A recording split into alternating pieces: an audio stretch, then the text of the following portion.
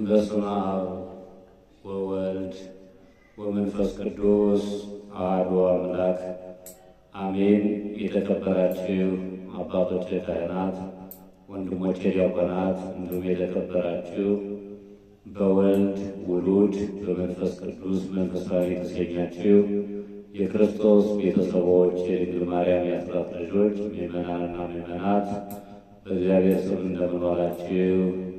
እንደምን ሰነበታችሁ? እንደምን ከረማችሁ? ልዑለ ባሕርይ እግዚአብሔር አምላክ ቸርነቱን አብዝቶልን ጥበቃው ሳይለየን እንደ አምላክነቱ እየመገበን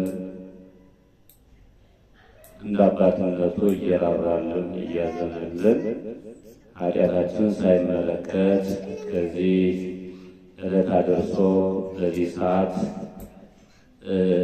እግዚአብሔር እንድናመሰግነው ስለ እግዚአብሔር እንድንነጋገር እግዚአብሔር አምላክ ፈቅዶልናልና የፈቀደልን አምላካችን የጠበቀን አምላካችን ያደረሰን አምላካችን ስሙ ከጽንፍ እስከ አጽናፍ የተመሰገነ ይሁን።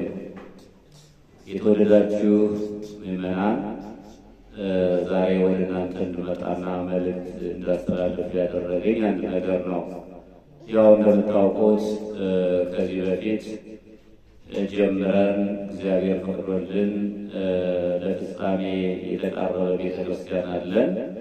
እሱም ያው በደቡብ ጎንደር ዞን በመጠቅዋ ወረዳ የዳሞት አቡነ አረጋዊ ቤተክርስቲያን ነው። እሱ ቤተክርስቲያን እንግዲህ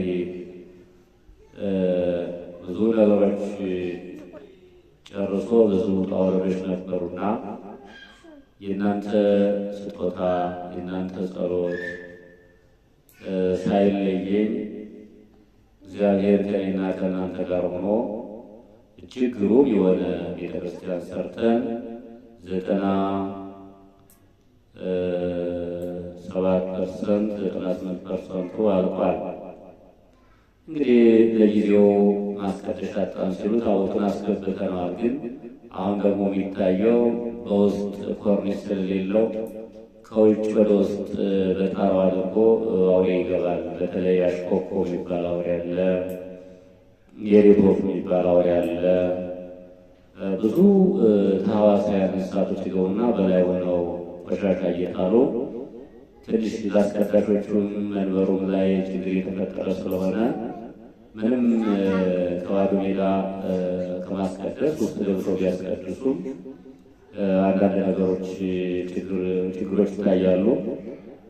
ኮርኒስ ባለመኖሩ በጣም ከፍተኛ የሆነ ችግር ገጥሟቸዋል ምዕመናኑና በመስጠታችሁ ምዕመናን በመለገሳችሁ በማሰራታችሁ እጅግ ለደስታችን እነሱ ምዕመናን እዛ ያሉት ለደስታቸው ወሰን የለውም።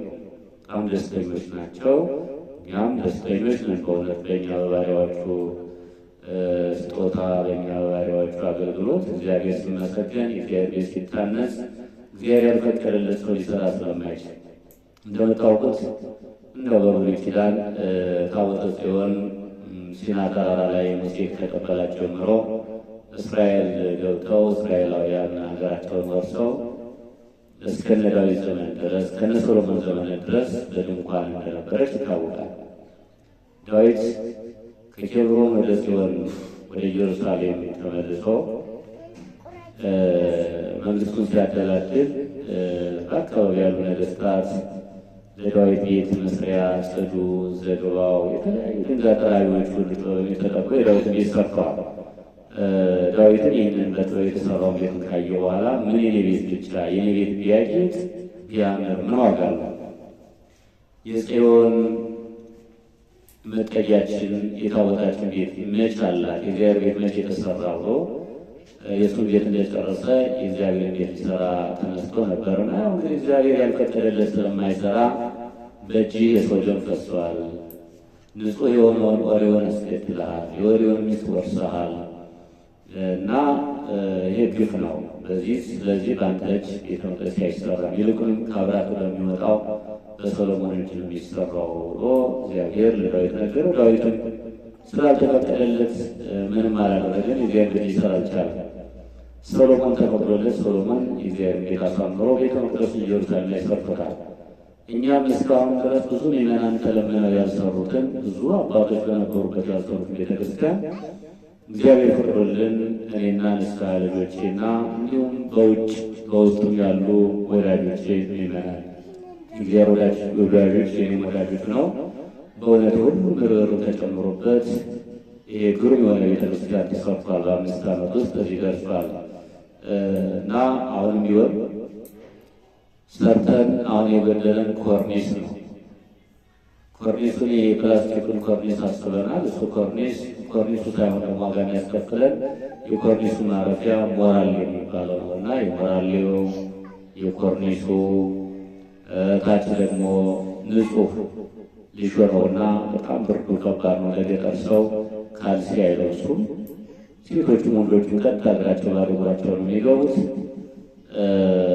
ትንሽ ሊሾ አስቸገራቸው። እግራቸውን እየሸመገለና እሱን ሊሾና ኮርኒስ እንዲሁም ደግሞ ሶላርና ድምፅ ማጉያ እኒህ ናቸው የቀሩ። እኒህን አዘጋጅተን ቶሎ አስመርቀን መሄድ ያለብን ላይ ሌላ ወደ ሌላ ስራ መሄድ ያለብን። በእውነት እኔም ለካህናት አርአያ ሆናለሁ፣ እናንተም ደግሞ ለምዕመናን አርአያ ትሆናላችሁ። የመምህር ኃይለ ልዑል ንስሐ ልጆች፣ የመምህር ኃይለ ልዑል ወዳጆች የቤተክርስቲያን ሲያንጹ የእኛስ አባት ብሎ ምዕመናን እንዲነሱ፣ መምህር ኃይለ ልዑል ይህን ቤተክርስቲያን ሲያሰሩ እኛስ ብለው ካህናት እንዲነሱ ለሰዎች አርአያ እንድንሆን ነው ዋናው ዓላማው። አርአያ ለመሆን ነው። ወደ ላይ ገሌ ሳይሰራ እና ገሌ ሳይሰሩ ማለቱ ትተን እኛ ምን ሰራን፣ እኛ ምን አደረግን የሚለው ነገር እንዲኖር ነው የሚፈልገው። መንፈሳዊ ቅናት እንዲኖርና ወደፊትም ቤተክርስቲያን ብቻ አይደለም የአብነት ትምህርት ቤቶች እየተዘጉብን ነው። በደቡብ ብንሄድ ደግሞ ደቡብ ራሱን ችሎ የተዘጋ ቤተክርስቲያን አለ። ታቦቱ ሁሉ በየገበሬው ቤት ተቀምጦ ነው ያለውና እንደ አጋጣሚ ይህንንም እናስመርቃለን። በደቡብ ደግሞ በሆሳዕና ሀገረ ስብከት በዱና ወረዳ 7 ምዕመናን ብቻ ቀርተው ታቦቱ ገበሬ ቤት ውስጥ ተቀምጦ እግዚአብሔር ፈቅዶልኝ እሱንም ሄጄ አይቼ ከአዲስ አበባ ከመካኒሳ ቅዱስ ሚካኤል ዙሪያ ባሉት ወጣቶች አስተባብሬ ያን ታቦት ወደ ቤተክርስቲያን አስገብቼ ቄስ ቀጥረን አንዷ ንስሐ ልጄ ደሞዝ ከፈለች። አሁን ከ7 ምዕመናን 64 ምዕመናን ደርሰዋል። አንድ ዲያቆንም አስተምረን አሁን ደብረ ብርሃን እየተማረን ያለው ነገ ዲያቆን ነው እንዲመለስ እያደረግን ነውና ይህ ቤተክርስቲያን ነገ ሚዲያ ላይ ይቀርብላችኋል፣ ምዕመናን ይቀርብላችኋል። ልክ እንደኔ በጌታ ዘንድ እንኳን 64 ሰው ይቅርና አንድ የጠፋ በር ሲገኝ አንድ ምዕመን ሲገኝ ዋጋ አለው በእግዚአብሔር በኩል። 99 ነገደ መላእክት ትቶ ወርዶ አዳምን እንደፈለገው ሁሉ ጌታ በወንጌል በምሳሌ ማስተማራል። ባለሀብት ነበረ፣ 100 በጎች ነበሩት። ከ100 በጎች አንዷ ብትጠፋ 99 በጎች ጫካ ላይ ጥሎ ለአንዷ በግ ፍለጋ ወጣ። ባገኛትን ጊዜ ከ99 በጎች ይልቅ ጠፍታ ለተገኘችው ለዛች አንዲት በግ ደስ ይበላችሁ ብሎ ጎረቤቶቹን ጠርቶ ደስታውን ነገራቸው። እጅግ ከ99 በጎች ይልቅ ይህች አንዷ በግ በመገኘቷ ደስ ብሎኛል ብሎ ይህን በምሳሌ ያስተምሯል። ይህ ማለት ሰም ነው፣ ምሳሌ ነው። ዋናው ወርቁ ግን የሰው ልጅ አዳም ከ99 መላእክት ጋር ገብቶ ተቆጥሮ ስለነበረ ዲያብሎስ ሲቀነስ ከ100 ነገድ 99 ይቀራል።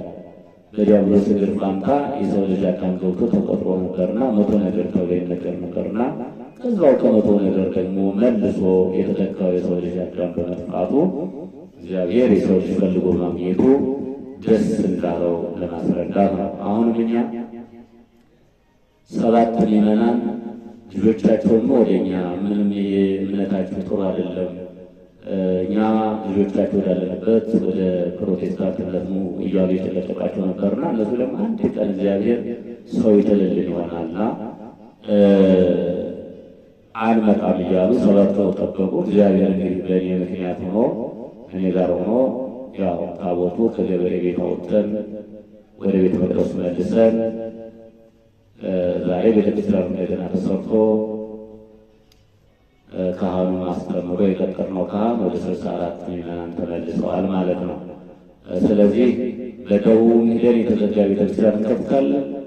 በሰሜኑ ሄደን እዚህ በኋላ ቤተክርስቲያን ሳይሆን የአብነት ትምህርት ቤቶችን ነው ማጠናከር የሚጠበቅብን። ለምሳሌ የአብነት ትምህርት ቤት አንደና ቦታ ላይ ያለውትን አንድ አባት ደሞዛቸውን ብንከፍል፣ የገቢ ምንጭ ለተማሪዎቹ ብንከፍት ቋሚ የሆነ ተማሪው እንዳይነቅስ። ሰሜኑ የአብነት ትምህርት ቤት ከጠፋ ቤተክርስቲያን ተዘጋጅ፣ ምንም ጥርጥር የለውም። ደግሞ ይጠፋል። ለምንድን ነው የሚጠፋው? ምዕመናን እዛ ደሞዝ መክፈል ሲያቅታቸው ሊቃውንት እየፈለሱ አዲስ አበባ ነው ያሉት። አዲስ አበባ ድረስ ከተመቀጠር የሚያጨናንቁት ሊቃውንት ናቸው፣ የተቀጠሩት ሊቃውንት ናቸው። ገጠሩ እየፈለሰ ነው አዲስ አበባ። ከአንድ ቤተክርስቲያን እስከ 30 መምህራን ድረስ ይኖራሉና ይህን ፍልሰት ለመታደግ የኔና የእናንተ ጥረት ያስፈልጋል። ይህን ቤተክርስቲያን በሰራንበት 3-4 የአብነት ትምህርት ቤት የገቢ ምንጭ ከፍተን እንደያየሩ ሁኔታ እንዳካባቢው ከብት እርባታ የሚረባበት ከብት ማርባት፣ እደ ጥበብ የሚሰራበት እደ ጥበብ፣ ወፍጮ የሚያስፈልገውን ወፍጮ፣ ንብ እርባታ የሚያስፈልግ ሆነ ንብረት እንዳየሩ ጠባይ እያጠናን ከእናንተ ጋር ሆነን ለቤተክርስቲያናችን እስካለን ድረስ መታገል ይጠበቅብናል። ይቺ ቤተክርስቲያን በዚህ ዘመን ከኔና ከእናንተ እጅ ላይ ወድቃለችና በኔና በእናንተ ዘመን ቤተክርስቲያን ሲዘጋ ማየት ከባድ ነው። እዚህ ጅማ 300 ምናምን ኪሎ ሜትር በ3 ቄስ በ2 ቄስ ነው የሚቀደሰው። ይሄ ምን ሆኖ ነው ከተባለ እኛ ስላልሰራ ነው። መስራት አለብን በተገኘው አጋጣሚና ዛሬ ምዕመናን ወደ ዋናው ነገር ልመልሳችሁ። ይሄ ቤተክርስቲያን አሁን ኮርኒስ፣ ምንጣፍ፣ ድምፅ ማጉያና ሶላር ያስፈልገናል። ተረባርበን እንደ ትናንትናው ሳይሆን ዛሬ በበለጠ፣ ምክንያቱም ጨርሰናል። የጨረሱ ያው ከሰሩትን ወሬ መግደል ነው። የጀመርነው ቶሎ ጨርሰን እንድንወጣ ይሄ በዩቲዩብ ይጫናል። ዩቲዩብ ኃይለልዑል ገላይ ሚዲያ የሚላለ እሱን ዩቲዩብ ገብታችሁ ሰብስክራይብ በማድረግ ላላወቁት ላላዩት እንድታሳዩልኝ። ቲክቶክም መዓዛ ቅዱሳን የሚል ቲክቶክ አለኝ። በሱ ቲክቶክም ገብታችሁ ፎሎ በማድረግ ሼር በማድረግ ለማህበራት አድርሱልኝ። ምዕመናን አደራችሁን ታግለን የጀመርነውን እንጨርስ። በዚህ ዓመት መጨረስ አለብን ብዬ ወስኛለሁና እግዚአብሔር አምላክ እንዲረዳን በዚህ ዓመት እንድንጨርስ ፈቃድ ይሆንልን። ልጆቼ አደራ፣ በቴሌግራም መለቀዋለሁ፣ በዩቱብ ይለቀቃል ይሄ እና አደራችሁን አደራ ያው እግዚአብሔር ስም ማማጽናችሁ አደራ እምላችሁ። እስካሁን በእናንተ ላይ ነው፣ በእግዚአብሔር ፈቃድና በእናንተ ጥንካሬ ነው። አሁንም እንደዛው ያቅማችሁን ያላችሁ የቤተክርስቲያኑ አካውንት አለ። የቤተክርስቲያኑ አካውንት ልንገራችሁ በዚሁ 1027 02 01 133 1027 02 01 133 በዚህ አካውንት ገቢ ብታደርጉ ቀጥታ በኮሚቴ ታይቶ ባለው ነገር እየወጣ ስራው ይሰራል ማለት ነው። የተወደዳችሁ ምዕመናን ስላዳመጣችሁ በእግዚአብሔር ስም አመሰግናለሁ። ሰላም እግዚአብሔር አይለያችሁ።